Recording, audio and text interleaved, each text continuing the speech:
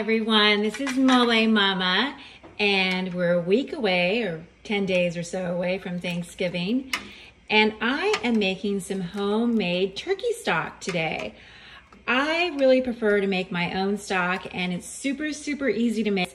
I need a whole bunch. You see, this is a gigantic pot on my stove. All right, I got some turkey wings, and some raw ones, of course, and some onions, and some carrots, and some celery, garlic, and bay leaves. I also am doing a turkey today because I'm doing a run through for Thanksgiving. And so I had a neck that I threw in there and some giblets.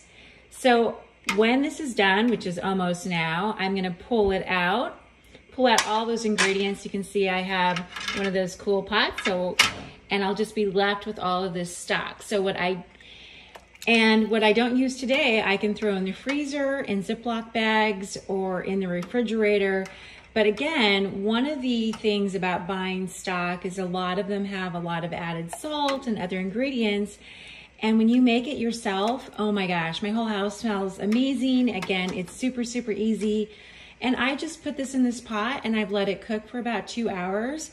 But I'm doing other stuff. So again, just wanted to share this option with you. And if you have any questions at all, reach out, because it's easy to make, and make it your own. Throw whatever in there that you want.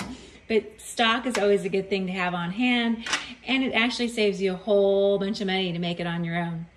All right, this is Mole Mama saying happy turkey.